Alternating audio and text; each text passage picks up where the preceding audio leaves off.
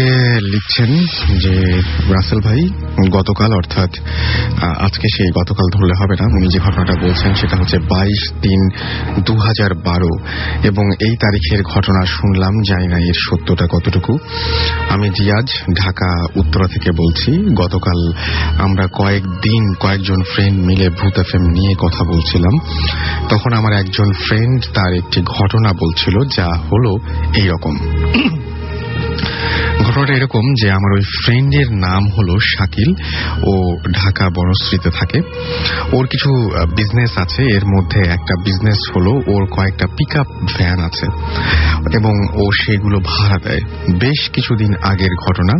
ওই দিন ওর একটা গাড়ির ড্রাইভার অনেকগুলো ট্রিপ দিয়েছিল, তাই যথারীতি ড্রাইভারটি অনেক ক্লান্ত ছিল, কিন্তু হঠাৎ করে রাত 10টার দিকে একটা ট্রিপ আসে, যেটাতে তাদেরকে ঢাকা থেকে বরিশাল যেতে হবে একটি লাশ নিয়ে। আমার ফ্রেন্ড সে চিন্তা করে যে বসে না থেকে সে বসে থেকে আর কি লাভ হবে, তার চেয়ে ট্রিপটাতে গেলে কিছু টাকা আসবে। এই ভেবে সে নিজেই সিদ্ধান্ত নেয় যে সে বরিশাল যাবে। রাত 11টার দিকে সে তার গাড়ি নিয়ে ঢাকা মেডিকেল কলেজ হসপিটালের সামনে যায়। ওখান থেকে একটা লাশ উঠানো হয়। লাশটি একটা চাটাই দিয়ে মোড়ানো ছিল। ওরা গাড়িতে তোলার আগে একবার লাশটি দেখে নিয়েছিল। এখানে একটি কথা না বললেই নয় যে ওটা ছিল একটা সুইসাইডের ঘটনা। যাই হোক, পিকআপ ভ্যানের সামনে ড্রাইভারের সিটে বসেছিল আমার ফ্রেন্ড শাকিল, আর তার পাশে বসেছিল ওর পরিচিত একটা ছেলে, যে ছিল সবসময় কোনো না কোনো ট্রিপ গেলে ওর সাথে থাকতো। আর গাড়ির পেছনে লাশটি ফ্লোরে শুয়ে রাখা হয়েছিল, আর লাশটার সাথে পিছনে 3 জন লোক ছিল। ওরা ওদের জার্নি শুরু করলো। কখন কোনো রকম প্রবলেম ছাড়াই ওরা মাওয়া পৌঁছে গেল। তারপর মাওয়া থেকে খুব ভালোভাবেই ফেরি পার হয়ে তারা যেটা করলো সেটা হচ্ছে যে কাউরাকান্দি ঘাটে গিয়ে পৌঁছালো।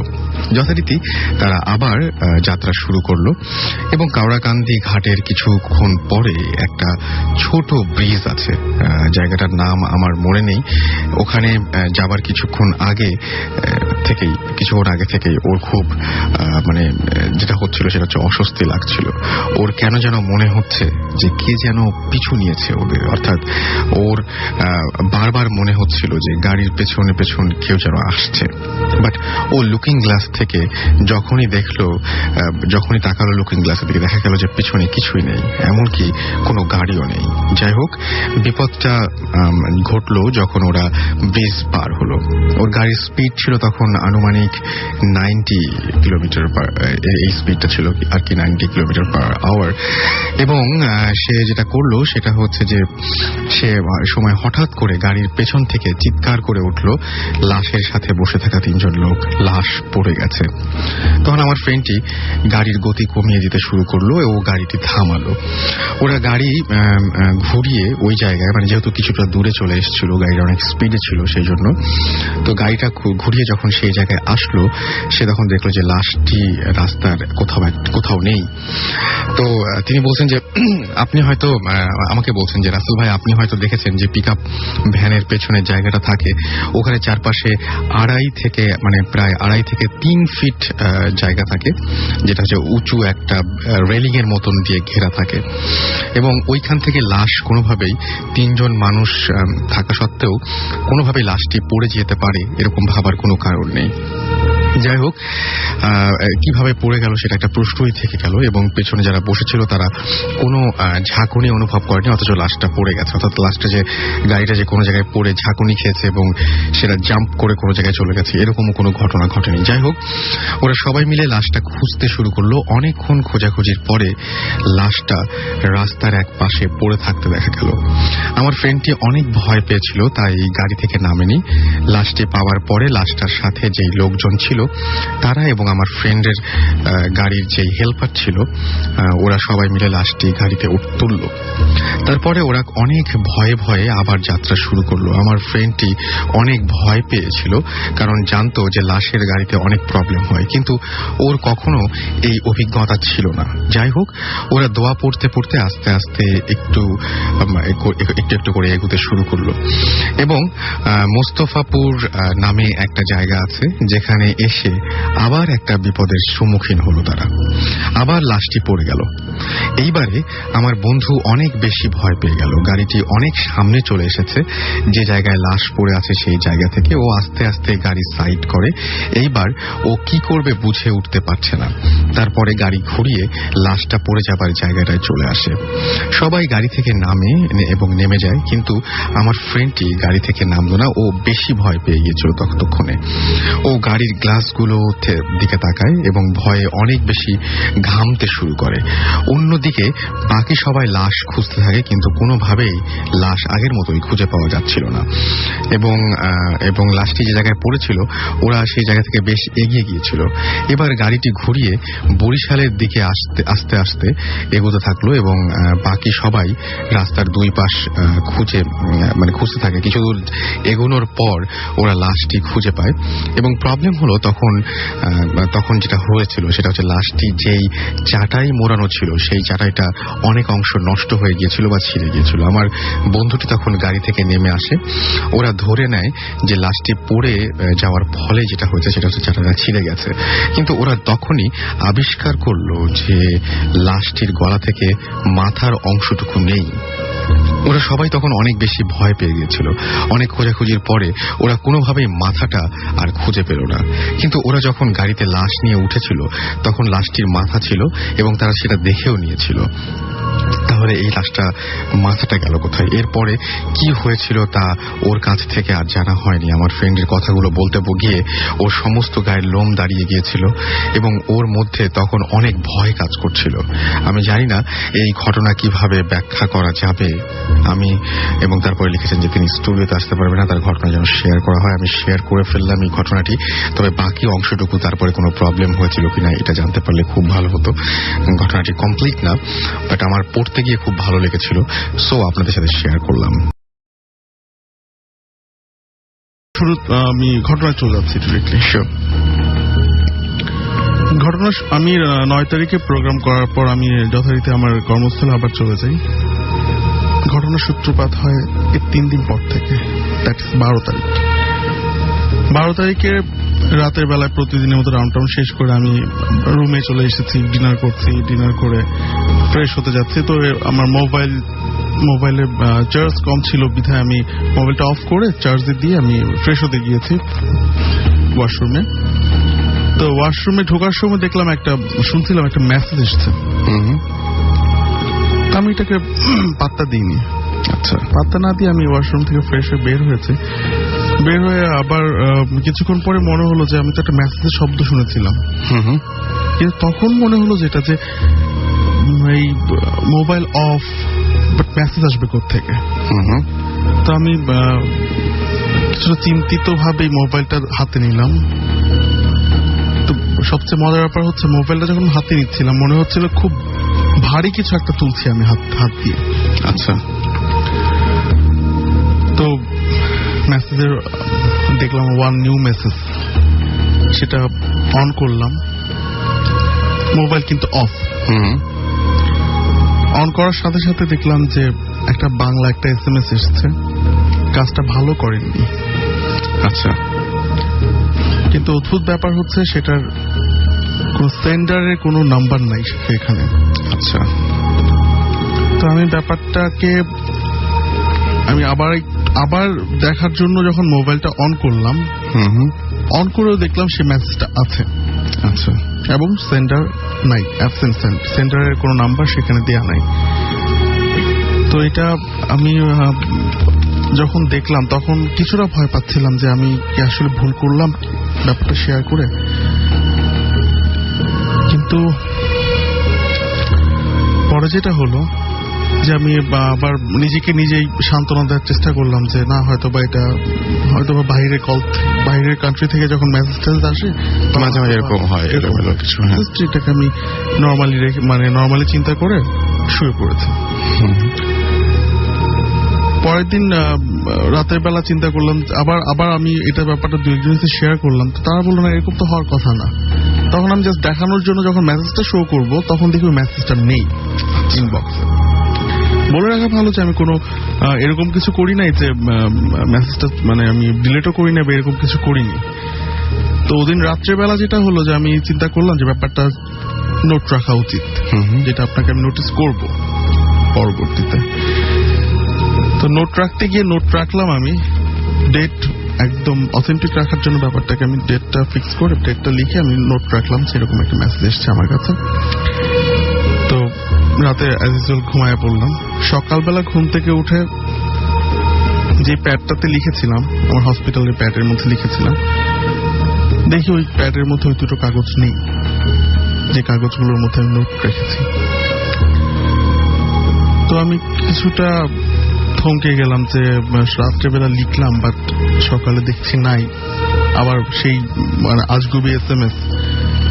আর একটু ভয় পেলাম আমি, কিন্তু তবুও তখনও আমি সাহস হারাচ্ছি না যে আবারও কিছু হতে যাচ্ছে, ওইটার কিছু মানে এখনো রেস্ট থেকে যাচ্ছে আমার মধ্যে, আমি এটা ভাবিনি তখন। আমি ভাবলাম হয়তো রাতের বেলায় ঘুম থেকে উঠে আমি হয়তো পেজ ছিঁড়ে ফেলেছি। আমি আবারও ওদিন দুপুরবেলা জিনিসটা লিখে আর একটু সেফ কন্ডিশনে আমার ওয়ার্ড্রপের ভিতরে রাখলাম। রাতের বেলা ঘুমালাম। পরের দিন সকালে উঠে আবার সে চেক করতে গেলাম, দেখে আবারও সেই মেসেজের পেজগুলো নেই। তখন আমি কিছুটা মানে বুঝতে পারলাম যে সামথিং গোয়িং অন হিয়ার। তো আমি কিছু এটাকে আর না বাড়িয়ে আমি তখন চিন্তা করলাম যে আমার মাথায় তখন আসছিল একটা জিনিস, যে যেহেতু কিছু একটা হচ্ছে আমার মধ্যে, তাহলে আমি কেন পেছাবো? রাইট, আমি যদি পিছিয়ে যাই আমি আরো ভয় পাবো এখন, বা আমি নিজেকে আরো হেরে যাবো নিজের নিচে। সো তখন আমি করলাম কি, যে একটা মাথায় আমার একটা আইডিয়া আসলো যে আমরা অনেকে হয়তো বা জানি যে ফ্ল্যাশ, মোবাইল ফ্ল্যাশে অথবা ক্যামেরার যে ফ্ল্যাশগুলো আমরা ইউজ করি সেগুলো অনেক সময় ডিটেক্ট করতে পারে অনেক কিছু। এরকম অনেক ঘটনা ঘটেছে যে ফ্ল্যাশের মধ্যে অনেক কিছু আসে। সরি। তো এরপর যেটা হলো যে আমি ওই দিন রাত্রে চিন্তা করলাম আজকে আমি কিছু একটা করব যেটা দিয়ে আমি বুঝতে পারবো যে এটা কি রিয়েলি হচ্ছে নাকি এটা আমার অন্য কোনো সমস্যা হচ্ছে ব্যাপারটাতে। তো আমি আমার মোবাইলের যে ভিডিও অপশনটা আছে, ভিডিও অপশনটাকে অন করে রাত্রেবেলা একদম সেট আপ করে রেখে আমি ইচ্ছা করি কাগজটাকে, প্যাডটাকে, আমার যে চেয়ার আছে ওখানে যে সোফায় বসে আমি কাজ করি বেসিক্যালি, ওই সোফার সামনে টেবিলটার মধ্যে আমি সেই প্যাডটা রেখে রাত্রেবেলা ঘুমিয়ে গেলাম, এবং মোবাইলের ফেসিংটা ছিল সেই চেয়ার এবং টেবিলের দিকে। দেখতে যাচ্ছি কি হয় সেখানে। তো পরের দিন সকালে ঘুম থেকে খুব আর্লি উঠে আমি সাথে সাথেই দেখলাম যে পেজের কাগজগুলো আজকেও নেই। তখন আমি চিন্তা করলাম যে আমার তো ভিডিও অপশন, ভিডিও আমার ক্লিপস আছে, দেখি ভিডিওটার কি অবস্থা। রাসেল ভাই, আমি মানে এখনো বলতে আমার ভয় লাগছে ব্যাপারটা, যে আমি জানি না যে এরপরে কিছু একটা হবে কিনা, বা এটা এরপরে কিছু হলে সেটা কতটুকু ভয়ানক কিছু হতে পারে।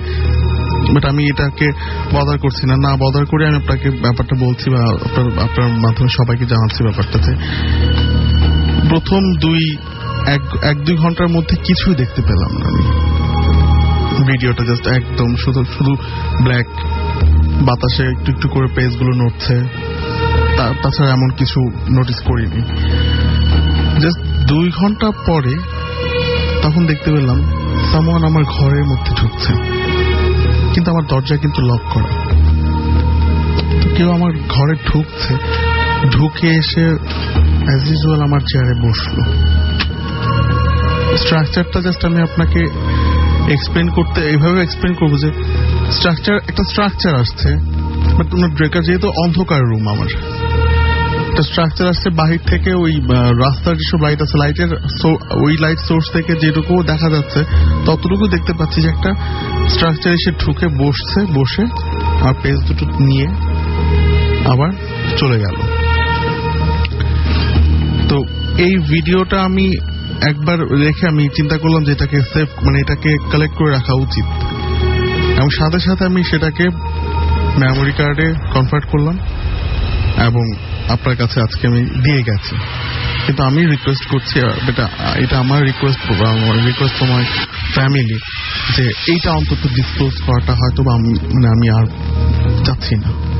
ওকে, আমি সেটা আমরাও চাচ্ছি না, আমরা জানতেও চাচ্ছি না আসলে সেটা। ওকে, সো এই ছিল আপনার ঘটনা, রাইট? সেকেন্ড ঘটনায় যায় আমাদের সেকেন্ড গেস্ট, আপনার নামটা বলবেন please. Hi, my name is Nafis. ওকে, আপনি এসছেন কোথা থেকে? পল্টন থেকে। পল্টন থেকে। সো আমরা আপনাদের ঘটনায় চলে যাই সরাসরি। আপনি একদম প্রথম থেকে শুরু করে দেন, যেভাবে আমরা সিরিয়ালি শুনেছি সেভাবেই। আচ্ছা, আমার এই ঘটনাটা হয় লাস্ট থার্সডে, আগে থার্সডে 23 তারিখে। তো আমার বাবা নর্মালি এই মাসে চিলার জন্য বাহিরে যায়। তো আমি আমার মার সাথে সেদিন ঘুমাই। আমার মার রুম থেকে, এটা বলে রাখি যে আমার মার রুম থেকে তাকালেই আমাদের ডাইনিং রুমটা দেখা যায়। আচ্ছা। তো আমি নর্মালি অ্যাজ ইউজুয়াল ঘুমাইতে পারি। তখন স্প্রিং সিজন, তো আমার একটু গরম লাগে। তো ঘুম থেকে আমি ভেঙে যায়, আমার ঘুম গরমের কারণে। তো ঘুম ভেঙে যাওয়ার কারণে আমি উঠে এসিটা ছাড়ি। এসি ছেড়ে আমি একটু অপেক্ষা করি ঠান্ডা হওয়ার জন্য। দেন ফ্যানটা অফ করে আমি আবার ঘুমিয়ে পড়ি। তো আমার ঘুম এগেন ভেঙে যায়। তখন টাইমটা হচ্ছে 3:39, এক্স্যাক্ট 3:39। সব আশেপাশে কোনো শব্দ নাই, জাস্ট আমার ঘুমটা ভেঙে যায়। তখন আমার ডাইনিং রুম থেকে আমি একটা আওয়াজ পাই, যেটা হলো রেস্টুরেন্টে যেভাবে স্পুন আর ফোর্ক দিয়ে খাওয়ার সময় যে প্লেটে যে একটা টুংটাং করে একটা আওয়াজ হয়, ঠিক ওই সাউন্ডটা। আচ্ছা। তো ওই সাউন্ডটা খুব ভালোভাবেই হয়। অলসো ওই সাউন্ডের সাথে আমি দুইটা মানুষের কনভারসেশনে আওয়াজ পাচ্ছি, গার্লস, দুইটা মহিলার। তো আমি প্রথমে ভাবি ওটা আমার ফ্যামিলি মেম্বার্স হবে। তো ফ্যামিলি মেম্বার্স হবে, তো আমি ওইটা ভেবে আমি নিজেকে স্যাটিসফাই করি যে হতেও পারে। তারপর আমি ভেবে দেখি যে নাও হতে পারে। তো আমি একটু উঠে বসে জিজ্ঞাসা করি, জোরে জিজ্ঞাসা করি ওই রুমে কে। কেউ কোনো সাড়া দেয় না। তো দ্বিতীয়বার আমি আবার জিজ্ঞাসা করি, এন্ড দিস টাইম আমি একটু জোরে বলি। আমার জোরে বলার কারণে আমার পাশে আমার মা ঘুমানো থাকে, সে একটু উঠে যায়। তো উঠে গিয়ে জিজ্ঞাসা করে কি হয়েছে। আমি বলি কিছু না। সে পুরোপুরি উঠে না, শি ওয়াজ স্লিপ টকিং। তো পরের বারও আমি যখন জিজ্ঞাসা করি রুমকে, কোনো সাড়া নেই, নো রিপ্লাই, স্টিল ওই সাউন্ড হচ্ছে। আমি ওই মানুষের কনভারসেশন আওয়াজটা শুনছি। তো ওই আওয়াজ শুনে আমি স্টিল নিজেকে বলি যাচ্ছে হয়তো আমার ফ্যামিলি মেম্বার্সই হবে। আমি ঘুমাই পড়ি। আবার আমার ঘুম থেকে আমি আবার জেগে যাই। and that time it was 3:49 again, but this time যে সাউন্ডটা হয় ওটা হচ্ছে ওই প্লেট অথবা যাই ছিল ওগুলো ধোয়ার আওয়াজ হয়। আচ্ছা। ভালো করেই আমি আওয়াজটা পাচ্ছিলাম, কোনো কনভারসেশন ছিল না এবারে, বাট জাস্ট ধোয়ার আওয়াজ। তো এবারে আমার ভিতরে একটুখানি একটু ভয় কাজ করে আমার। তো ওই আওয়াজ হওয়ার সাথে যখন হচ্ছিল তখনই আমার পাশে যে আমার জানালাটা, ওইখান থেকে আমি একটা নকিং এ আওয়াজ পাই। নকিং এ আওয়াজটা পাওয়ার পর আমি পর্দাটা একদম অল্প করে একটু সরাই দেখার জন্য কি হতে পারে। সরিয়ে দেখি কিছুই নেই। ওইটা হওয়ার পর আমি পর্দাটা ভালো করে একটু বেশি করে বলবো আমি খুলি, নাথিং ওয়াজ দেয়ার। আমি পর্দাটা আবার লাগাই দিই। সেকেন্ড টাইম আবার আওয়াজ পাই, নকিং, থাই গ্লাসের মধ্যে কেউ নক করছে। এবারে আমি আবার পর্দাটা সরাই, yet nothing was there. Third time again যখন আমি আওয়াজটা পাই, আমি পর্দাটা না সরিয়ে আমি গ্রিলের মধ্যে একটা জোরে একটা বাই দিই হাত দিয়ে। তো এরপরে আর নকিং আওয়াজটা হয় না, নকিংটা থেমে যায়, বাট স্টিল ওই ডিশ ওয়াশিং আওয়াজটা হয়। তো আমার ভিতরে খুব ভালোভাবেই আমাকে ভয় কাজ করে। আমি দোয়া পড়ে ঘুমিয়ে পড়ি। সকাল যখন হয় আমি উঠে ফার্স্ট অফ অল আমার মাথা আর কিছু কাজ করে না, আমি আমার ফ্যামিলি মেম্বার্সদের গিয়ে জিজ্ঞাসা করি আমি প্রথমে আমার ছোট বোনকে জিজ্ঞাসা করি, ওর পরীক্ষা ছিল, তা আমি ভেবেছিলাম যে হয়তো ও হতে পারে। গিয়ে ওকে জিজ্ঞাসা করে দেখি, না, ও বলে না, আমি উঠি নাই। দেন আমি আমার বড় বোনকে, মেজ বোনকে, সবাইকে জিজ্ঞাসা করি, সবাই বলে যে না, কেউই রাত্রেবেলা উঠে নাই, সবাই they were in deep sleep, so I was the only one hearing those sounds. ওকে, তো এই ঘটনাটা আমি কেন আপনাকে বলতে বললাম তার পেছনে একটা কারণ আছে। অনেকদিন আগে আমি এটা ভূত এফএমে শেয়ার করেছিলাম, অনেকে এখন আছেন যারা এই ঘটনাটা হয়তো তখন শোনেন নাই। আমি কোনো একদিন অফিস থেকে বাসায় ফেরার সময় ঠিক কাছাকাছি এরকম একটা ঘটনা ঘটেছিল। সেটা হচ্ছে যে ঠিক এরকম না, এত ভয়ের কিছু না। তো আমি যেটা হয়েছে যে অফিস থেকে বাসায় ফিরেছি, আমার বাসায় তখন কোনো ফ্যামিলি মেম্বার কেউ ছিল না এবং পুরো ফ্ল্যাটটা ফাঁকা ছিল। তো আমি অফিস থেকে ফেরার পরে নিচে যখন দাঁড়িয়ে যখন আমি উঠতে যাচ্ছি, সিঁড়ি দিয়ে জাস্ট উঠতে যাচ্ছি, সেই সময় লোডশেডিং শুরু হয়ে গেল এবং ভেতরটা একদম পুরোপুরি অন্ধকার, ভয়াবহ অন্ধকার। আমি একটু ভয় পাচ্ছিলাম যে উঠবো কি উঠবো না, এরকম একটা সিদ্ধান্ত নিতে পারছিলাম না আসলে, যে যাওয়াটা কি ঠিক হবে নাকি ভেতরে ঢোকাটা কি ঠিক হবে, নাকি এখন একা আসলে কি সামলাতে পারবো, এখন কি আসলে ওখানে যে চার্জারটা খুঁজে বের করতে পারবো নাকি আমার নিচেই ওয়েট করা উচিত। বুঝতে পারলাম যে লোডশেডিং যদি হয়, গরমের দিন যেহেতু 1 ঘন্টা তো লেগেই যাবে, কারণ 1 ঘন্টা একটা জায়গায় দাঁড়িয়ে থাকা এত রাতে, এটাও খুব একটা আজব ব্যাপার। তো আমি ফাইনালি উঠেই গেলাম আর কি। উঠে যাওয়ার পর যখন নিজের দরজার সামনে দাঁড়ালাম, চাবিটা ঘোরাতে যাব, ঠিক তার আগ মুহূর্তে আমি ঠিক এতক্ষণ যে ঘটনাটা আপনি বললেন সেরকম একটা ঘটনা শুনলাম, যে ভেতরে দেখা যাচ্ছে যে মনে হচ্ছে ডাইনিং টেবিলে সবাই বসে খাওয়া দাওয়া করছে। আমি এরকম একটা সাউন্ড পেয়েছিলাম যে কেউ যাচ্ছে, কাউকে ডিশ থেকে কোনো কিছু একটা কিছু উঠিয়ে দেওয়া হচ্ছে। হাসিটা সেরকম কোনো কিছু শুনিনি, বাট সব জিনিসপত্র মুভ করছে এরকম একটা শব্দ শুনতে পেয়েছিলাম, যে কেউ দেখা যাচ্ছে যে মনে হচ্ছে যে বাসায় অনেক গেস্ট আছে। আমি জানি যে বাসায় কেউ নাই, শুধুমাত্র সেই দিনই যে কেউ নাই না, তার 2 দিন আগেও কেউ ছিল না এবং আগামী 2 দিনেও কেউ আসবে না। সো আমি যেটা করলাম সেটা হচ্ছে যে ভালোভাবে শোনার চেষ্টা করলাম যে কি হয়। তো আমি যেটা হলো যে ভেতর থেকে আসলে ওইরকম টুংটাং আওয়াজ শুনলাম, পানি ঢালার শব্দ, চামচ নাড়ার শব্দ, কোনো কিছু উঠিয়ে দেওয়ার শব্দ, খাবারের শব্দ কোনো কিছু পাইনি। তো আমি আর বেশিক্ষণ দাঁড়িয়ে থাকিনি ওটাতে, চাবিটা আস্তে করে বের করে নিয়ে আমি নিচে চলে গিয়েছিলাম এবং নিচে যাওয়ার কিছুক্ষণের মধ্যে, ঘন্টাখানেক আমাকে ওয়েট করতে হয়নি, কারেন্ট আসলো এবং আমি সঙ্গে সঙ্গে আবার উঠে গেছি।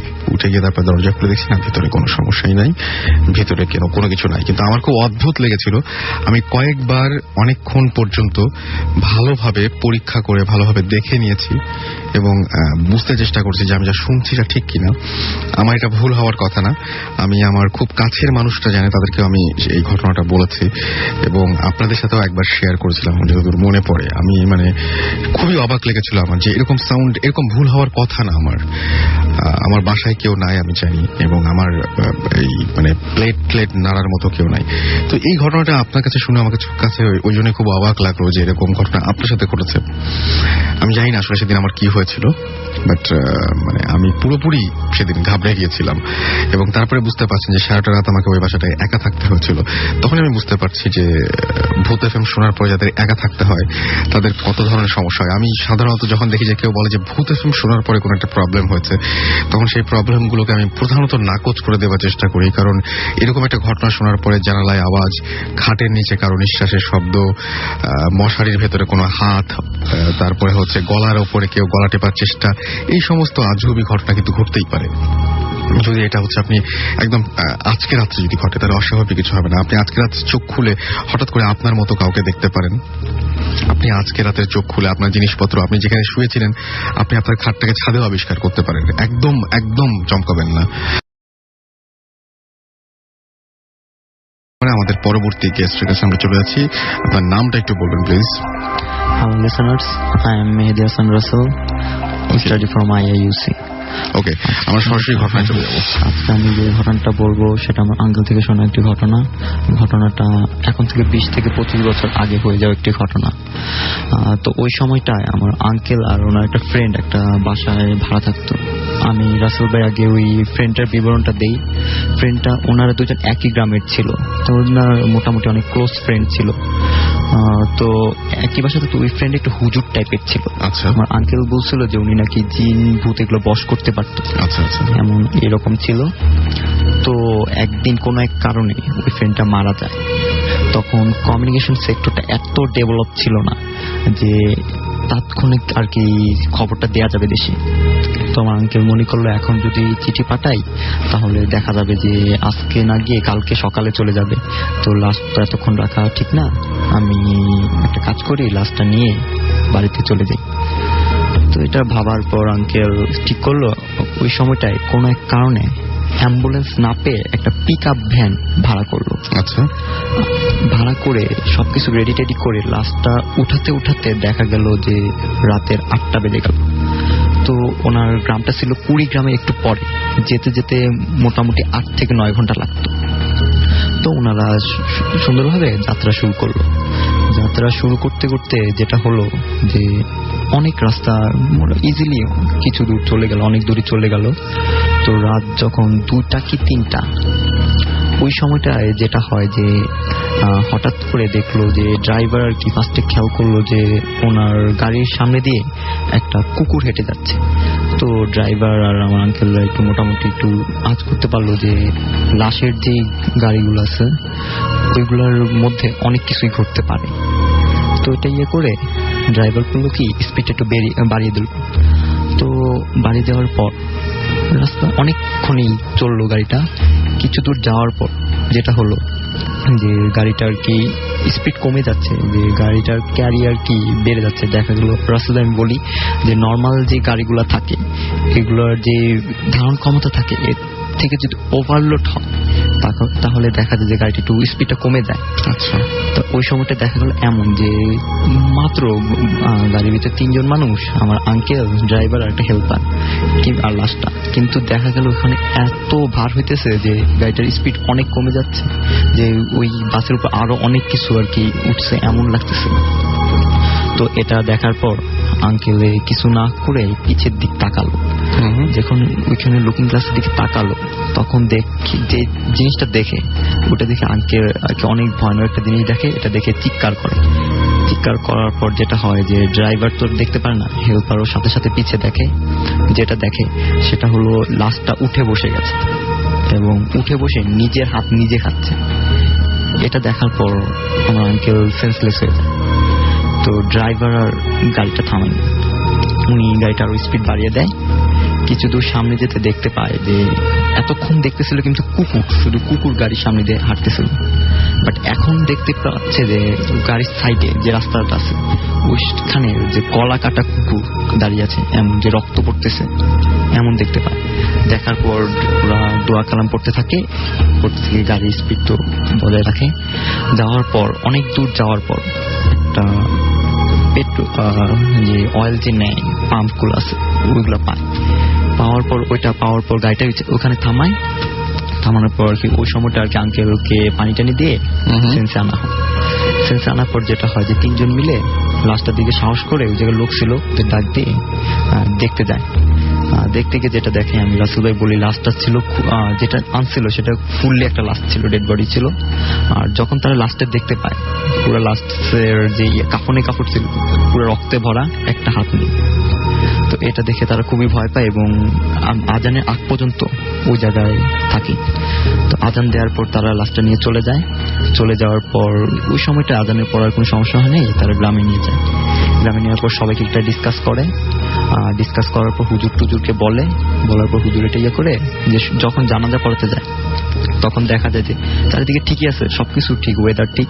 বাট যখন জানাজাটা শুরু করছে তখন হঠাৎ করে কোথা থেকে যিনি বাতাস আসতেছে, যে কাফনের কাপড় যেটা আছে ওটা দেখা যায় যে উড়ে ফেলতেছে, কাফনের কাপড় থাকতে পারতেছে না।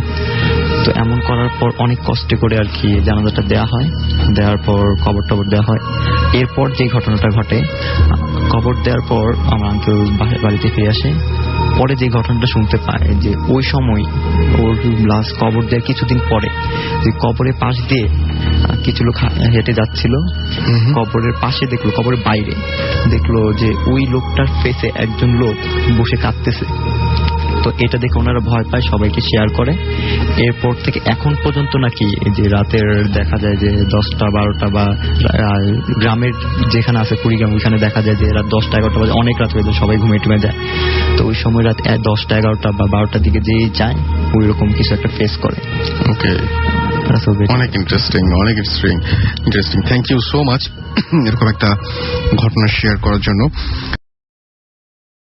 নম্বরে আমরা ডক্টর সাইমের কাছে নেক্সট ঘটনাটার জন্য বলবো। থ্যাংক ইউ রাসেল ভাই। রাসেল ভাই, আমি এখন যে ঘটনাটা বলবো, ঘটনাটা রিসেন্টলি 4-5 দিন আগে ঘটেছে। তো রাসেল ভাই, একটা কথা বলতে চাই যে মৃত্যু কিন্তু আমাদের স্বাভাবিক, সবার জীবনে মৃত্যুটা আসবে।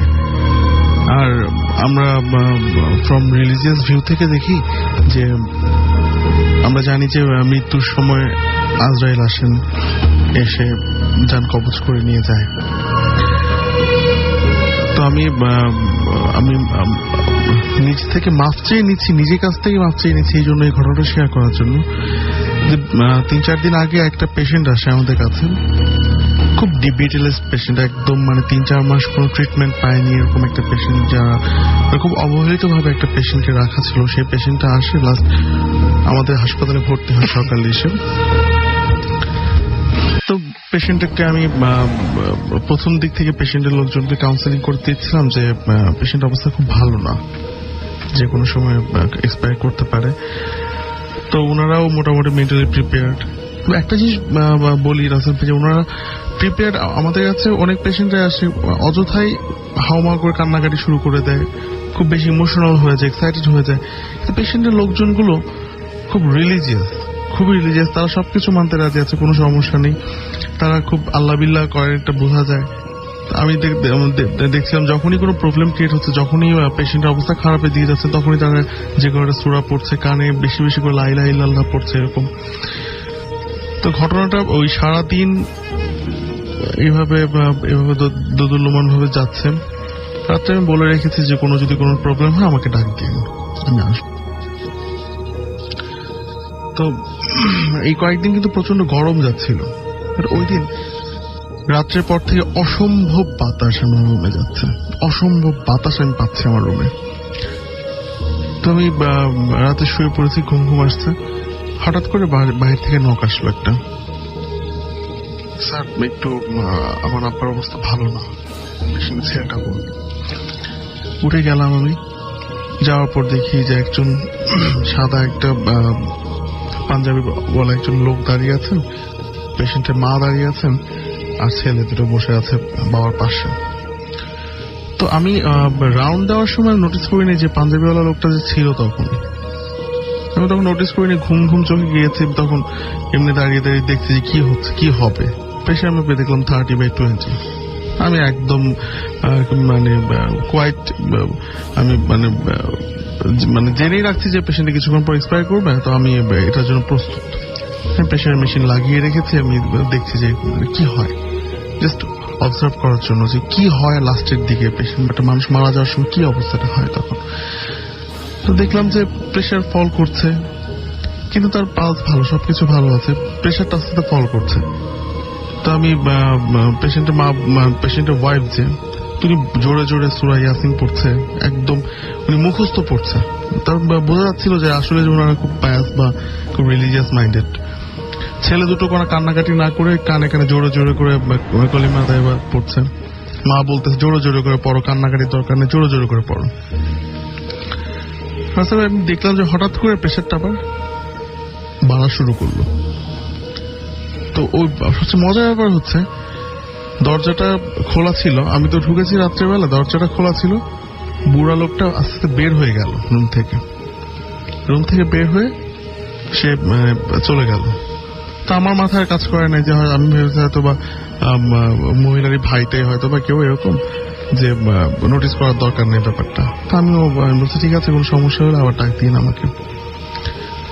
লোকটা চলে গেল। তো আমি রুমে গেলাম, আবার রুমে গিয়ে বসে আছি কিছুক্ষণ, ভাবতেছি যে আসলে কি হয়, আবার কখন ডাক পড়ে, সেজন্য আর আমি শুতে যাচ্ছি না, ওয়েট করছি যে আবার ডাক পড়বে হয়তো কিছুক্ষণের মধ্যে। তো দেখছি আমি রাস্তা দিয়ে আমার সামনে, হাসপাতাল থেকে বেরোলে আমার সামনেই রাস্তা দিয়ে লোকটা হেঁটে হেঁটে যাচ্ছে।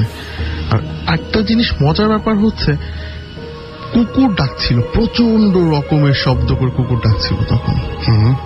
তো এই জিনিসটা কিন্তু আমি শুনেছি যে যখন কিছু কোনো সুপার ন্যাচারাল কিছু যে কেউ মানে আমরা কিন্তু মানুষের চোখে আমরা দেখতে পাই না, আমরা এতটাই পাপি যে আমাদের চোখে অনেক কিছু ধরা পড়ে না, বাট ওগুলো মানে ওই কুকুররা কিন্তু অনেক কিছু নোটিস করতে পারে, কুকুরের চোখে অনেক কিছু ভাসে।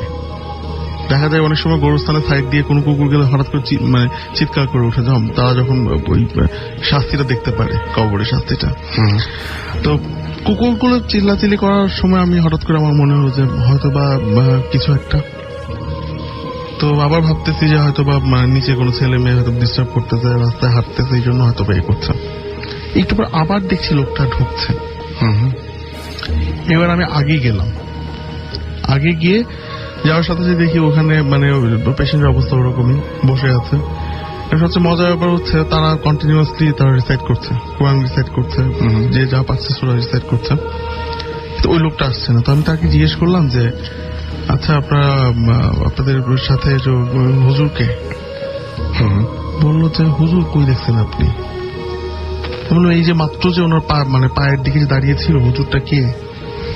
না হুজুর তো বললো কেউ তো না, আমরা তো এই 2 ছেলে আর মা, এই 2জন, আমরা এই রোগী মারা যাবে এটা আমরা নিয়ে যাওয়ার জন্য চিন্তা করতেছিলাম, আপনারা তো বললেন যে ভর্তি করে রাখি, যতটুকু চেষ্টা করার করবো আমরা। তখন আমার মনে সন্দেহ হলো যে তাহলে কি উনি কি কিছু একটা করতে আসছে, উনি কি কিছু করলো যেটা আমার চোখে ভাসলো মাত্র। তো আমি আবারও ভয় পেয়ে, এখন মানে কিছুটা ভয় পেয়ে আমি আবার গিয়ে আমার সবসময় হাতের মধ্যে লাইটারটা রাখছি, নিজের ভয়ে কাজ করছে কি। আমি স্লাইডিং যে জানালাটা আছে সেটা বন্ধ করে দিলাম। এরপরে দেখলাম যে ওই লোকটা আসেনি। আচ্ছা, আরো ঘন্টাখানেক বাদে আবার আমি লক্ষ্য রাখছি যে রাস্তা দিয়ে কাউকে দেখা যায় কিনা। ঘন্টাখানেক বাদে লোকটাকে আবার আসতে দেখলাম আমি। তো আমি তখন ইকুয়েশন করছি যে হয়তোবা তাহলে এখন হয়তোবা কিছু একটা ঘটবে, কিন্তু আমি সাহস জুগিয়ে ঘর থেকে বের হয়ে চেক করব দাঁড়িয়ে, এর আগে বিশাল একটা শব্দ হলো, আমার হাসপাতালের বিশাল একটা শব্দ হলো। রাত 3টার সময় এরকম শব্দ হওয়ার কোনো চান্স নেই একদম। আমার ডিসপেন্সারি থেকে ছেলেরা বের হয়ে বলছে স্যার কি হয়েছে? আমি বললাম আমি জানি না কি হয়েছে, অনেক জোরে শব্দ হয়েছে। কিন্তু ওই সময় আমার সাথে সাথে আমি ওই মানে আমার কেবিন থেকে কান্নার আওয়াজ শুনতেছি। দ্যাট ইজ তখন উনি অলরেডি গন, হয়তো বা জানটা নিয়ে গেছে তখন এসে। তো এই জিনিসটা আসলে এটা কোনো মানে ভয়ের কথা না, কিন্তু এটা আমাদের মানতে কষ্ট হয়। আমরা যতক্ষণ বেঁচে থাকি ততক্ষণ মানতে কষ্ট হয় যে আমরা মরে যাব বা এটাই ঘটবে, সবার ক্ষেত্রেই ঘটবে। এটা মনে হয় যদি সবসময় মনে থাকতো যে আমরা মারা যাব, তাহলে আমাদের জন্য মানে বেঁচে থাকাটা অনেক কঠিন হয়ে যেত। আরেকটা জিনিস ওই লোকটার ক্ষেত্রে দেখলাম আমি যে আমি এইটুক জানি যে আমার আম্মা বলেন যে কারো যদি ভালো থাকে, ভালো কাজ করা থাকে, ভালো সে যদি ভালো হয়, তাহলে তার কাছে কিন্তু ফেরেশতা খুব সুন্দরভাবে তাকে রিসিভ করে নিয়ে যায়। আর যদি কেউ খারাপ কর্মফল থাকে তাকে খুব খারাপ ভাবে ট্রিট করে নিয়ে যায়। তো ওইটা দেখলাম যে উনি লোকটা বেডের সাইড দিয়ে, যেখানে বেডটা ওয়ালের সাথে ঘেঁষা লাগানো একদম, সেই সাইড দিয়ে ঢোকার চেষ্টা করছে যে আমি এই দিক দিয়ে যদি বের হয়ে যেতে পারি। মানে খুব এক্সাইটেড ছিল যে আমি কোন দিক দিয়ে বের হয়ে মানে পালিয়ে যাব কোথায় আমি। এইটা আমি দেখছিলাম। Thank you so much. আচ্ছা, আমরা পরবর্তী ঘটনায় চলে যাই। আমাদের আরো একজন নতুন গেস্ট রয়েছেন, তার ঘটনা শুনবো এবং আপনার নামটা বলবেন, তারপর আপনার ঘটনাটা শুরু করবেন প্লিজ। হ্যালো লিসেনার, আমি জুয়েল, আমি এসেছি বাসাপুর থেকে। প্রথমে আমার ছোট ভাই আসিফকে আমি ডেডিকেট করছি। এটা 2002 সালের ঘটনা। আমি যখন এইচএসসি পরীক্ষার্থী, একদিন হঠাৎ করে আমাদের বাসায় খবর এলো আর কি, যে আমার নানি প্রচন্ড অসুস্থ, তাকে হাসপাতালে নিতে হবে। তাকে হাসপাতালে নেওয়া হলো। আমি এবং আমার মা 2 জন মিলে রাত 8টার দিকে হাসপাতালে গেলাম। হাসপাতালে আমার নানিকে ভর্তি করা হয়েছিল 16 নম্বর ওয়ার্ডে। এরপর বিভিন্ন কাজের মাধ্যমে যেটা হলো, প্রায় রাত 12টা বেজে গেল। তখন আমি যেটা করলাম, আম্মুকে বললাম যে আম্মু, রাত 12টার পরে তো আর এই মহিলা ওয়ার্ডে কোনো পুরুষদেরকে থাকতে দেওয়া হয় না, সুতরাং আমি কি করব? তো আম্মু বলল যে তুমি বাসায় চলে যাও। সে সময় আমি আমার অনুমতি নিয়ে জাস্ট বের হলাম হাসপাতালের 16 নম্বর ওয়ার্ড থেকে। বের হওয়ার সঙ্গে সঙ্গেই নাকের মধ্যে কিছু গন্ধ এলো। এই গন্ধটা কেমন, একটা বাসায় যেমন যখন একটা মানুষ মারা যায় তখন আগরবাতি এবং আতরের গন্ধ পাওয়া যায়, ঠিক সেই রকম একটা গন্ধ। যাই হোক, আমি কোনো কিছু না মনে করে সামনে এগোতে শুরু করলাম। হাসপাতালের 16 নম্বর ওয়ার্ডটা ছিল 3 তলায়। আমি যখন 2 তলায় নামবো, জাস্ট তার আগে যে বিষয়টা দেখলাম যে হালকা একটা আলোর ভিতরে একটা ব্যক্তি দাঁড়িয়ে থেকে আমার দিকে তাকিয়ে আছে। আমি বিষয়টা জাস্ট দেখলাম এবং কোনো কিছু না মনে করে 2য় তলায় চলে গেলাম। 2য় তলায় যাওয়ার পরে যা দেখলাম যে ওই লোকটি আবার দাঁড়িয়ে থেকে আমার দিকে তাকিয়ে আছে। তো আমি একটু ভয় পেলাম। তারপর আবার চিন্তা করলাম যে না, হয়তো বা পাশে যে অল্টারনেটিভ একটা সিঁড়ি আছে সেটা দিয়ে সে আসতেও পারে। তারপরে আমি যে কাজটা করলাম, 2য় তলা থেকে আমি 1 তলায় চলে গেলাম। এবং সবচেয়ে আশ্চর্যজনক যে বিষয়টা, ওই একই চেহারার অবিকল একটি লোক 1 তলায় দাঁড়িয়ে আছে। তো আমি তখন বেশ ভয় পেয়ে গেলাম। আমি মনে মনে চিন্তা করতে শুরু করলাম যে একটা লোক যদি ঘুরেও আসে অল্টারনেটিভ সিঁড়ি দিয়ে, এত তাড়াতাড়ি তার পক্ষে আসা কখনোই সম্ভব না, বাট সে এত দ্রুত কিভাবে এলো। তখন রাত 12:30 প্রায়। আমি তখন প্রচন্ড ভয় পেয়ে গেছি এবং এক পর্যায়ে হাসপাতালের যে মূল ফটক আছে সেই ফটক দিয়ে আমি বের হয়ে গেলাম। এবং বের হয়ে যাওয়ার পরে মনে করলাম হয়তো বা এই ঘটনাটা আমার সঙ্গে আর ঘটবে না। 12:30টার দিকে আমি যে এখানে থাকি আর কি, যে রাজশাহী বিশ্ববিদ্যালয় আবাসিক এলাকায় থাকি, সেখানে সাধারণত কোনো যানবাহন যেতে চায় না, কারণ তারা যদি সেই দিকে যায় তাহলে তারা ব্যাক করতে পারে না। এই কারণে অনেক কষ্টে আমি একটা রিক্সা ঠিক করলাম, বাট সে আমার সহজ যে রাস্তাটা সেই রাস্তা দিয়ে না গিয়ে উল্টো একটা রাস্তা আছে যে বিশ্ববিদ্যালয় স্টেশন, সেই দিক দিয়ে যাবে। পরবর্তীতে যেটা করলাম, আমি তাকে অনেকভাবে কনভিন্স করার চেষ্টা করলাম যে না চলো, কিন্তু সে কোনোভাবেই রাজি হলো না যাওয়ার জন্য।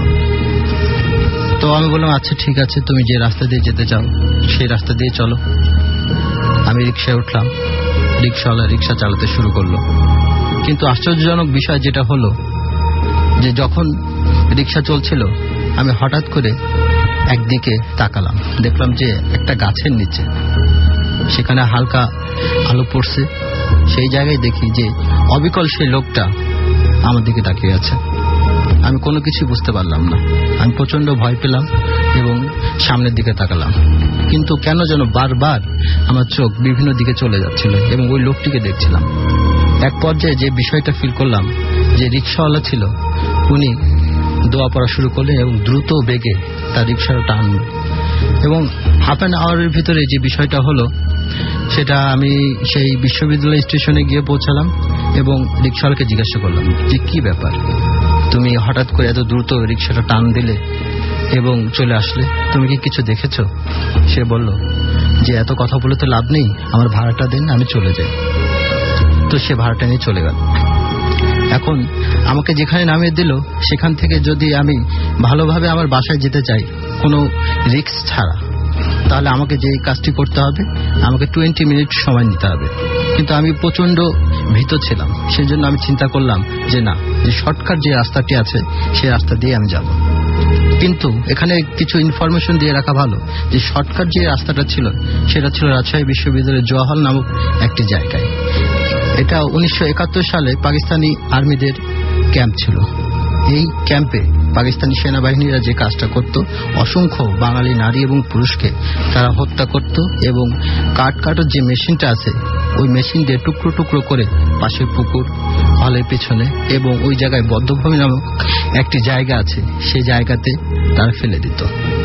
আমি বিষয়টা জানতাম, তারপরেও যেহেতু আমি প্রচন্ড ভয় পেয়েছি সেহেতু ওই রাস্তা দিয়েও আমি দ্রুত যেতে পারবো 5 থেকে 7 মিনিটের ভিতরে, সেজন্য সেই রাস্তাটাই আমি নিলাম। আমি হাঁটা শুরু করলাম। হাঁটতে হাঁটতে কিছু দূর গেলাম, যাওয়ার পরে যে বিষয়টা ফিল করলাম যে কান্নার শব্দ আসছে। কান্নার শব্দটা কেমন, যে অসংখ্য কণ্ঠ একসাথে কাঁদছে। আমি যত দূর আগাচ্ছি কান্নার শব্দটা ততই বৃদ্ধি পাচ্ছে। পরবর্তীতে আরেকটা যে বিষয়টা ফিল করলাম সেটা হচ্ছে যে আমার পিছনে কেউ মনে হয় আমাকে ফলো করছে। তখন আমি প্রচন্ড ভয় পাই এবং আমার হাঁটার গতিটা আরেকটু বাড়িয়ে দিই। আমার হাতটার গতি যত বাড়াচ্ছি কান্নার শব্দটা তত বেশি হচ্ছে এবং এর সঙ্গে সঙ্গে যে বিষয়টা ফিল করছি যে আমার পিছনে কেউ একজন আমার গতিতেই হাঁটছে। এক পর্যায়ে প্রচন্ড ভয় পাইছি এবং যেটা শুরু করলাম যে দৌড় শুরু করলাম কান্নার শব্দ আরো বেশি হয়। আমার পিছনে মনে হচ্ছে কেউ আমার পিছনে দৌড়াচ্ছে। এক পর্যায়ে দৌড়াতে আমি বাসায় গেলাম। বাসায় গিয়ে প্রচন্ড হাঁপিয়ে উঠেছি। আমার দাদি আমাকে জিজ্ঞাসা করছে কি ব্যাপার, এত হাঁপিয়ে উঠেছো কেন? আমি যেটা বললাম যে আমি তো রাস্তার অল্টারনেট করে আসছি, আমি জোয়া হলে ওই দিক দিয়ে আসছি। আমার দাদি যেটা বললেন, তুমি জানো না রাত 8টার পরে ওই রাস্তায় কেউ থাকে না এবং কেউ চলাচল করে না। ওই জায়গায় অনেক সমস্যা আছে, ওই রাস্তায় অনেক সমস্যা আছে, তারপরেও তুমি ওই রাস্তা দিয়ে কেন এসেছো? তো যাই হোক, এটা গেল বিষয়। এখানে বলে রাখা ভালো যে এখনো রাজশাহী বিশ্ববিদ্যালয়ে ওই রাস্তা 8টা যদি বাজে অনেক মানুষ ওখানে চলাচল করে না, প্রচন্ড ভয় পায় এবং নানা ধরনের অনাকাঙ্ক্ষিত ঘটনা কিন্তু ওই আশেপাশে এলাকায় ঘটে। সুতরাং সেটা যাই হোক, আপনি মূল ঘটনা ছিল আসলে যে আপনি একই টাইপের লোক অনেক জায়গায় দেখেছেন, সেটা মেইন ঘটনা ছিল এবং সেই ঘটনার রহস্য আসলে ভেদ করা সম্ভব হয়নি নিশ্চয়ই, যে কেন একই ধরনের লোক দেখেছিলেন, কেন এই লোকটাকে বারবার দেখছেন। আমরা একটু আগে যে ডক্টর সাইম উনি একটা ঘটনা বলছেন, উনিও একজন মারা যাবার ঠিক আগ মুহূর্তে একজন লোক দেখেছিলেন। আপনার ঘটনাটা একটা সিমিলার এবং আমি জানি না যেরকম ঘটনা কেন ঘটে এবং একই টাইপের মানুষ যখন আমরা অনেকবার দেখি তখন আমরা অনেক সময় খেয়াল করি কি যে এই মানুষটাকে আসলে দেখেছিলাম কিনা, কিন্তু আপনি যেহেতু একা ছিলেন এবং ওই মুহূর্তটা একটু ভাবার সময় ছিল, সো আপনি চিনতে পেরেছিলেন যে এই লোকটাকে বারবার দেখছেন আপনি। এনিওয়েজ, থ্যাংক ইউ আপনার ঘটনার জন্য। আমরা চলে যাচ্ছি পরবর্তী ঘটনায়, আপনার ঘটনা শুনি। Hello listeners, I am Mehedi Hasan Rasel, back to tell another story. এখন আমি যে ঘটনাটা বলবো রাসেল ভাই, সেটা কিছুদিন আগে হয়ে যাওয়া আমার সাথে একটি ঘটনা। ঘটনাটা বাংলাদেশ শ্রীলঙ্কার ম্যাচে, আপনি হয়তো দেখছেন ওই দিন বাংলাদেশ জিতছিল। তো ওই ম্যাচের দিন আর কি আমরা সারাদিনই ম্যাচটা দেখি খুবই ভালোভাবে। তো দেখার পর যেটা হয় যে আমাদের পাশের ফ্ল্যাটে যে থাকে একটা ছোট ভাই থাকে, তো আমাদের বাসাটা আর কি ছাদে, ও আবার একটু কবুতর পালে। তো ওইখানে আমরা অনেক কিছু শুনছি ওই বাসার পাশের বাসা থেকে, কিন্তু আমরা কখনো দেখিনি। আচ্ছা, ওই ঘটনাগুলো আমি পরে বলবো, আগে আমরা যেটা দেখছি সেটা বলি। তো ওই দিন আর কি খেলা দেখার পর রাত 11টা, 10:30, 11টা বাজে খেলাটা শেষ হওয়ার পর ও মোটামুটি টাইম তখন 12টা বাজে, ও এসে আমাকে বললো, ভাইয়া আমি তো কবুতরের খোপগুলা ক্লোজ করিনি, তুমি একটু ছাদে আসো। একটু ভয় পেয়েছি, তো আমি বলি আচ্ছা আসো, কি ছাদে গেলে রাত্রে কি 12টা বাজে। তো আমি তখন ছাদে যাই। ছাদে গিয়ে যখন আমরা কবুতরের খোপগুলো ক্লোজ করে যখন ব্যাক করি, দেখি যে পাশের বাড়ির যে ছাদটা, ওইখানে একটা মেয়ে না মহিলা না মিডিয়াম টাইপের একটা বয়সী মেয়ে ওই টাঙ্কির উপরে আর কি বসে আছে। চেহারাটা ভালো দেখা যাচ্ছে না, চুলগুলো দিয়ে চেহারাটা ঢাকা। আর রাসেল ভাই, এটা দেখার পর আমরা খুবই ভয় পাই। আমরা দুজনই ফেস করি এটা এবং অনেকক্ষণ, ধরতে গেলে 1 মিনিটের মতো এটা দেখি। তারপর হঠাৎ করে দেখি এটা নাই। তো এটা দেখার পর আমরা নিচে চলে যাই। নিচে গিয়ে আমার আঙ্কেলকে আর কি, ওই ছেলেটার আব্বুকে আর কি ইনফর্ম করার পর বলে, তোমরা রাতে ছাদে গেছো, এইখানে তো অনেক কিছু দেখে। এখন আমি রাসেল ভাই ঘটনাটা বলছি। ওইখানে রাতের বেলা দেখা গেল আমার পাশের বাড়ির যে আঙ্কেল আছে উনিও দেখছে যে রাতের বেলা উনি রাস্তাতে হাঁটতেছে, ছাদের মধ্যে দেখতেছে যে সাদা কাপড় পরে কে জানি হাঁটতেছে।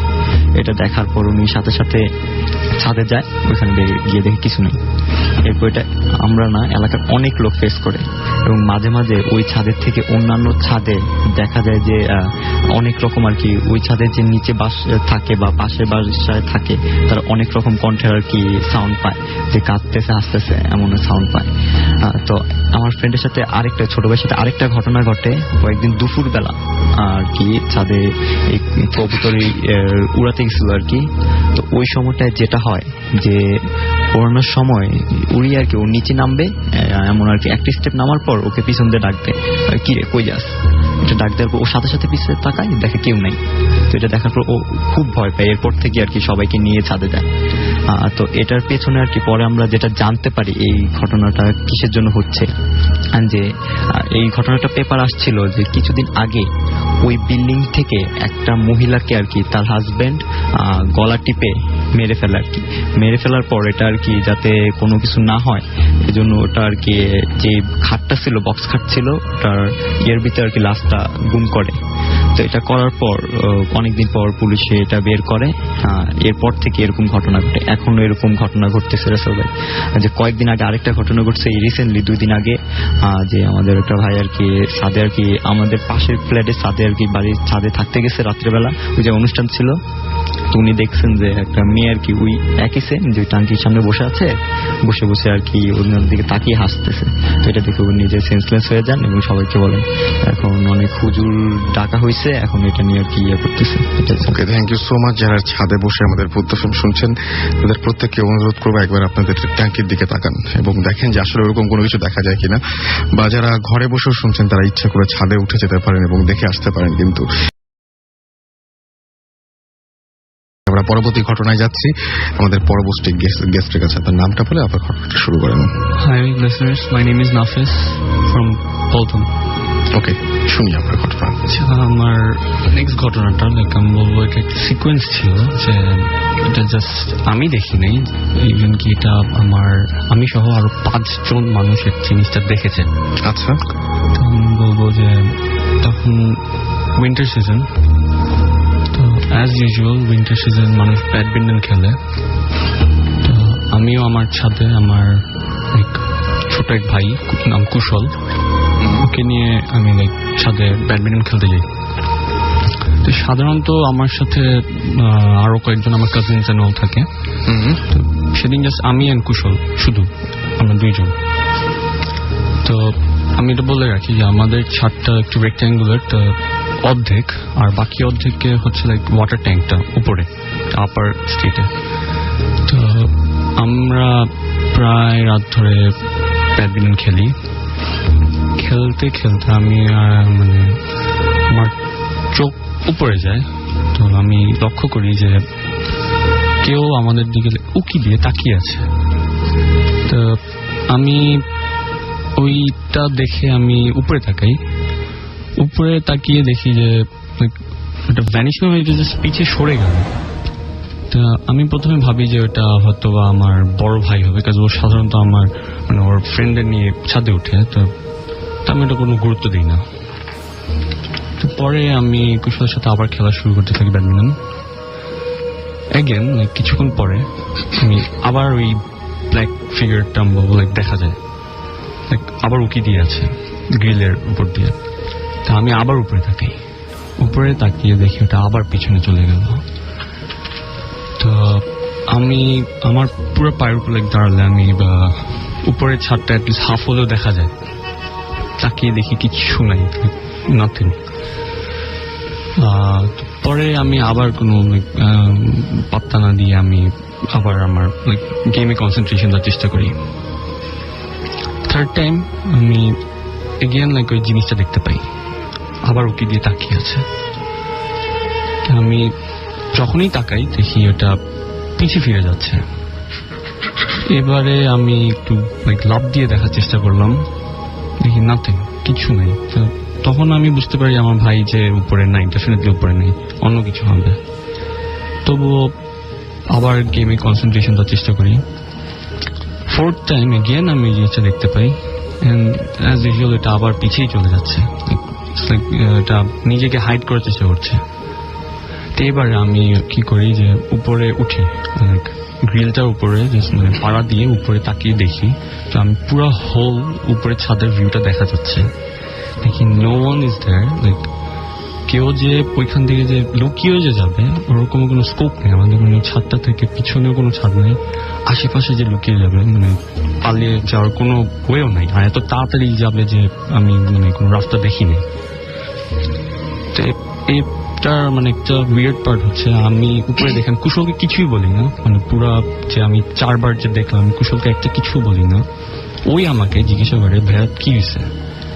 তা আমি বলি না ভাই কিছু না, মানে তো ও আমাকে পরে বলে, তুমি কি কোনো কালো রঙের কিছু উকি মেরে দেখতে রেখেছো?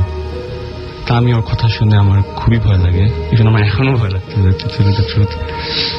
তা আমি ওর কথা শুনে আমার বলি, কেন, তুমি কি দেখেছো? ও বলে যে আমি দেখি যে একটা কি কালো রঙের একটা ফিগার, তো এটা উকি দিয়ে জাস্ট আমাদের দিকে তাকিয়েছিল। তা আমার ওর কথা শোনার পর আমার এখানে থাকার মতো আর বলবো যে আমি এখানে থাকি না। আমি পরে কুশলকে বলি, কুশল লাইটটা না নিবি, আমার ছাদের লাইটটা না নিবি, আমরা চলে যাই। পরে আমরা ওর বাসায়, ওকেও আমি ওর বাসায় রেখে পরে আমি আমার বাসায় চলে যাই, কারোর সাথে কোনো কিছু ডিসকাস না করে, লাইক আমরা ওটা সাইলেন্সে রাখি।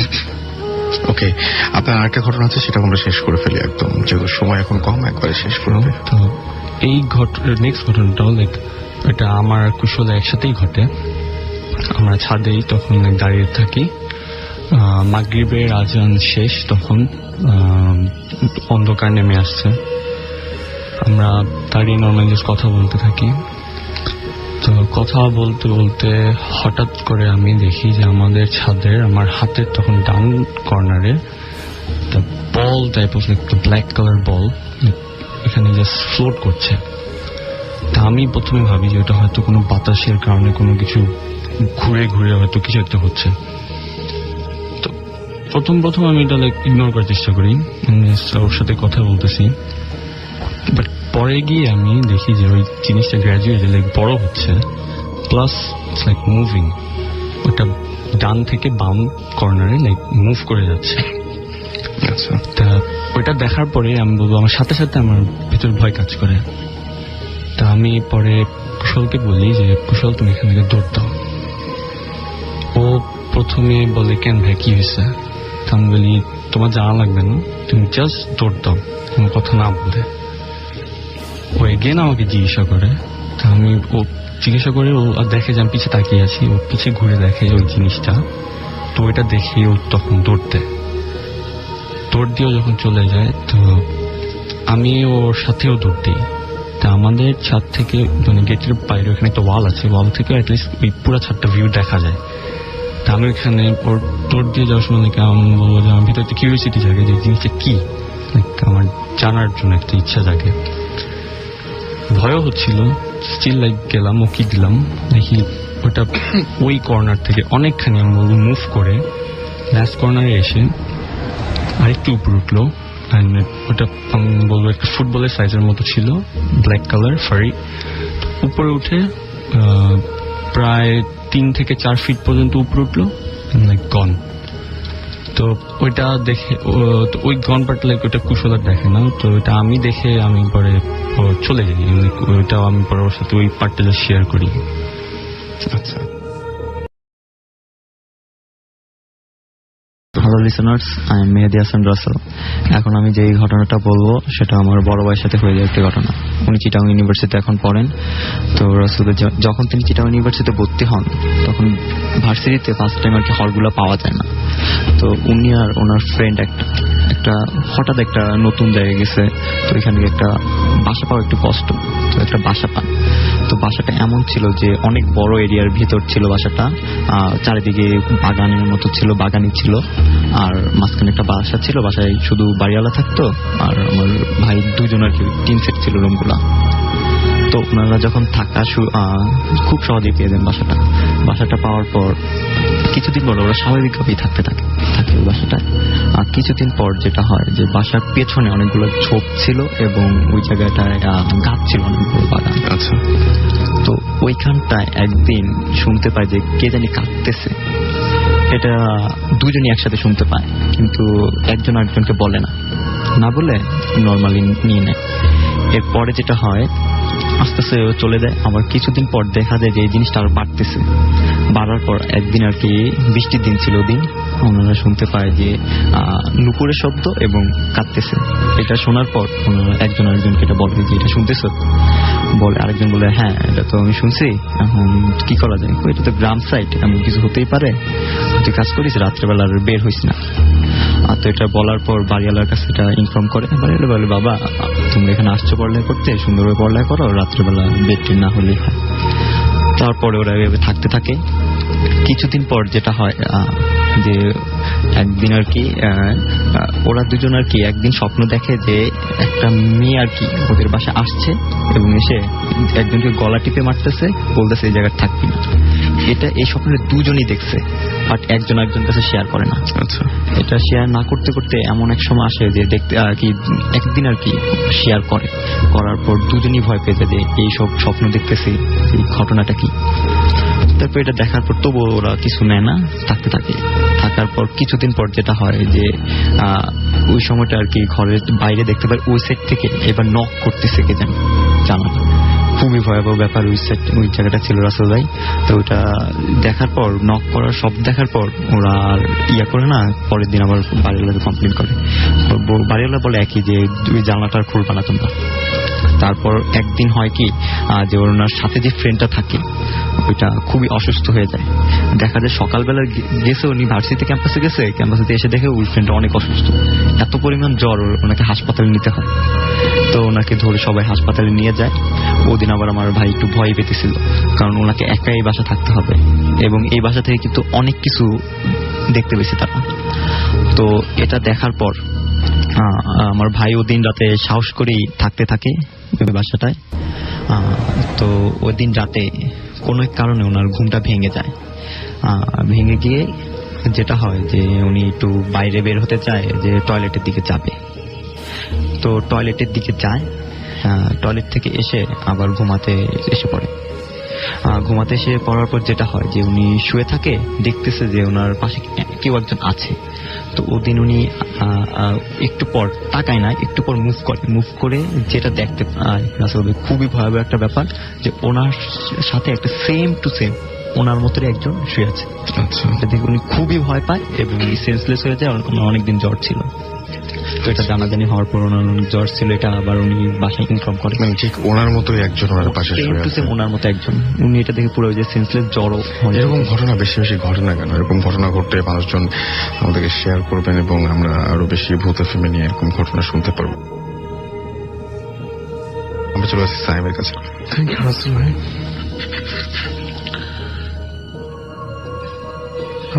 আমি এখন যে ঘটনাটা আপনাদেরকে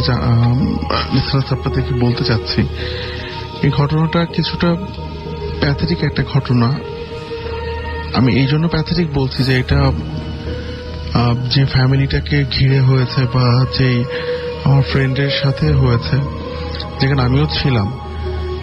তো এই ঘটনাটা বলতে গিয়ে আমার ওই তখনকার যে সিচুয়েশনটা ছিল সেটার কথা মনে হয়ে যাচ্ছে। এবং খুব এই কয়েকদিনের মধ্যেই যে ফ্রেন্ডটা আমার মারা গিয়েছিল, যাকে নিয়ে ঘটনাটা, তো মানে যে বাসায় নিয়ে এই ঘটনাটা ঘটেছে, তো ওরও মৃত্যুবার্ষিকী 3-4 দিনের মধ্যেই। তো ঘটনাটা ঘটে সিলেটের গগনটিলা নামে একটা টিলা আছে, 2004 কি 5-এর দিকে। প্রথম আমি তখন ফার্স্ট মাল্টিমিডিয়া সেটগুলো এসছে মার্কেটে, তো আমি ওটা কিনি।